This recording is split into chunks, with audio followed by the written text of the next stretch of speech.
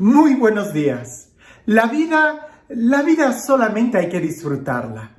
Es mejor pensar en la vida como si fuera un baile. No trates de entender cuál es el ritmo, simplemente déjate llevar por él. Hoy en el Evangelio vemos a los discípulos que son tan humanos. Yo pienso y estoy seguro que si trajéramos a los discípulos el día de hoy aquí entre nosotros, nos sorprenderíamos al darnos cuenta que es precisamente como cualquiera de nosotros.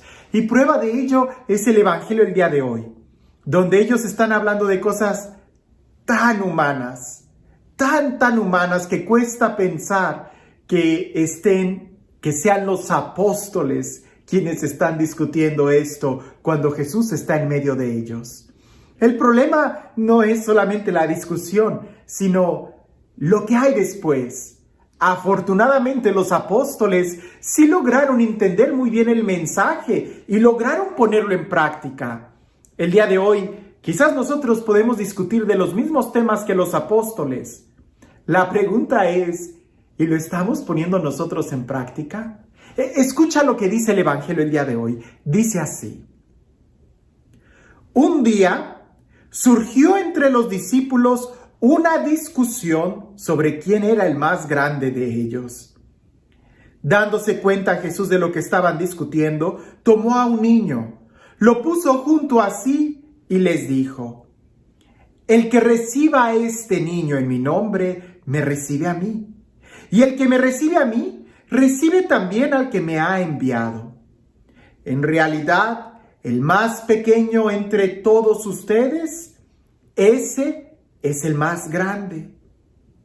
Entonces Juan le dijo: Maestro, vimos a uno que estaba expulsando a los demonios en tu nombre, pero se lo prohibimos porque no andaba con nosotros.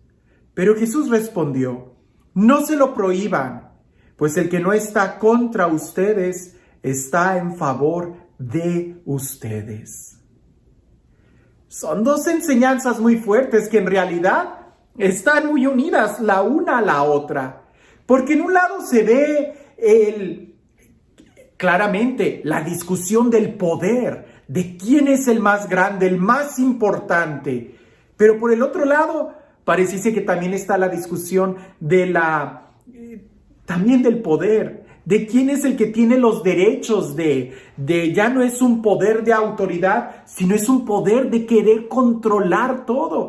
Y Juan, el discípulo amado, a quien a veces nosotros vemos tan angelical, en esta ocasión pareciese que él era un poquito ambicioso y quería tener el monopolio del nombre de Jesús. Cuidado, porque también entre nosotros hay personas que quieren tener el monopolio. Veamos algunos aspectos. Usualmente, cuando nosotros hablamos de las tentaciones, cuando nosotros hablamos de la conversión, de la necesidad de dejar el pecado, casi siempre hablamos del pecado como el placer desordenado. Y sí, es placer. Un placer desordenado es un pecado, y es un pecado que te va a lastimar. Hay que dejar esas ataduras si queremos ser libres. Pero también, en un segundo término, muchas veces se habla del pecado como la ambición al dinero. Aquel que está bien apegado y que está contando los centavos y que es bien avaro y que quiere tener mucho dinero a costa de lo que sea, también nosotros catalogamos eso como un pecado. Pero pocas veces hablamos de esta otra categoría, que es la categoría del poder, de la ambición desordenada al poder, al prestigio. Recuerdo que cuando era adolescente nos decían que el diablo nos podía tentar en 3 áreas. Le llamaban las 3 P: el placer, el poseer y el poder. Y aquí en el Evangelio hoy nos habla de el poder. Los discípulos querían tener poder entre ellos. ¿Quién era el más grande? El día de hoy nosotros podemos ver y podemos desglosar esta categoría del poder como un pecado, como una tentación que nos va a hacer daño, igual que el pecado del placer, igual que el pecado de la ambición del poseer, también el pecado del querer más poder nos puede llevar a la destrucción si no está en un sentido subordinado del servicio.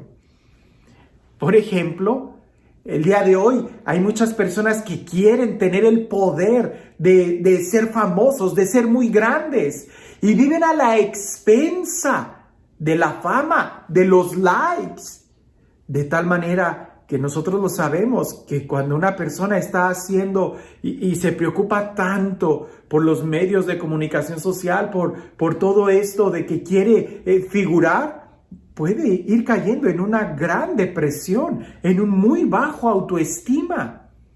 Otras personas, por ejemplo, logran enojarse mucho cuando alguien les comenta algo negativo. También se enojan y hay una especie hasta de bullying en donde gente quiere sacar su veneno solamente tratando de destruir o difamar o hablar mal de los demás.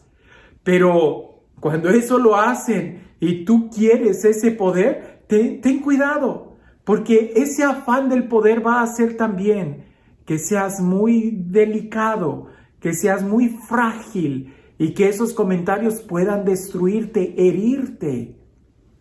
Alguien que no busca poder, alguien que no busca la fama, es una persona libre. Si alguien le da un like o un dislike, si alguien hace un buen comentario o un mal comentario, es exactamente lo mismo, porque la intención no es tener poder o fama.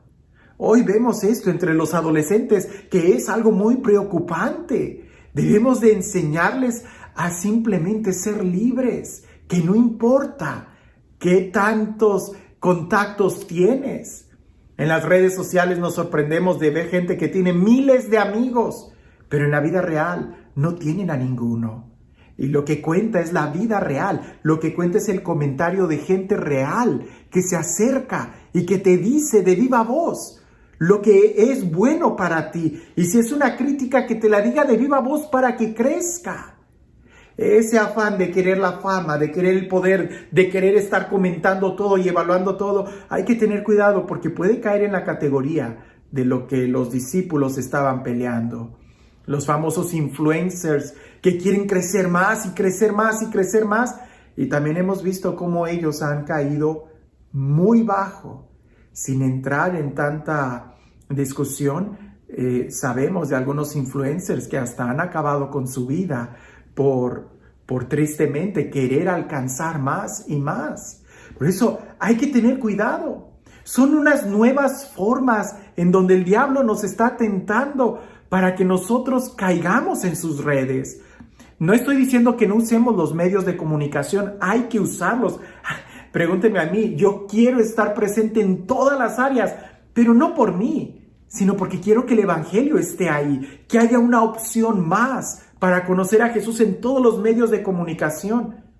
Pero también tengo yo que ser muy sincero conmigo mismo y no pretender y no querer yo estar figurando de tal manera que si alguien piensa algo diferente a mí y me escribe una sarta de cosas como lo ha sucedido, simplemente yo digo, bueno, pues no, mi intención es poner el evangelio y que el evangelio sea lo que provoque sentimientos en las personas.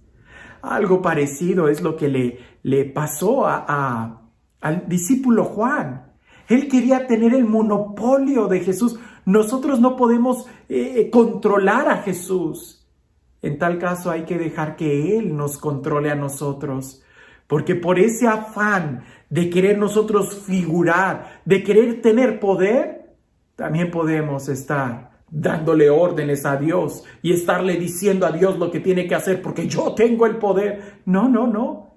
El poder solamente lo tiene Jesús. Por eso dice bien claro, el que quiera ser el primero, que se haga como niño. Porque el niño es el que vive de una manera libre, de una manera sencilla. Y este Dios, el Dios del amor, el Dios de la vida, el Dios de la paz, el Dios que se acerca a cada uno de nosotros y nos muestra que en la humildad y en la sencillez está la verdadera felicidad. Que sea Él quien el día de hoy nos bendiga. En el nombre del Padre, del Hijo y del Espíritu Santo. Una vez la Madre Teresa de Calcuta estaba con un enfermo, ya estaba a punto de morir esa persona en sus brazos. Para ese entonces la Madre Teresa de Calcuta ya era una persona muy famosa, ya había dado algunas pláticas, incluso en la ONU. Entonces era una persona que tenía una fama ya internacional. Y un reportero cuando la ve, le dice, Madre Teresa, usted siendo la persona tan famosa que es, ¿por qué mejor no se va al gobierno de Calcuta y lanza una campaña política para poder cambiar todo esto, en lugar de que esté perdiendo el tiempo con esa sola persona? La Madre Teresa, con ese amor que tenía, voltea a verlo y le dice, Dios a mí no me llamó a que yo busque el poder. Porque si yo me arriesgo tratando de buscar el poder en una carrera política, puedo no cambiar la vida de nadie. En cambio, en este momento, le estoy cambiando totalmente la vida que le queda a este hombre. Estaba haciendo que ese hombre pudiera morir sintiéndose amado. El gran poder no radica en un mundo, pudiéramos decir, electrónico. No radica en una manera simplemente tan etérea. El verdadero poder radica cuando tú eres capaz de amar de manera concreta. Usemos todo lo que está a nuestro alcance para mostrar el amor, para mostrar el mensaje, pero no nos olvidemos que a lo que Dios nos ha llamado es a vivir en el amor de una manera real y concreta. Que tengas un excelente día.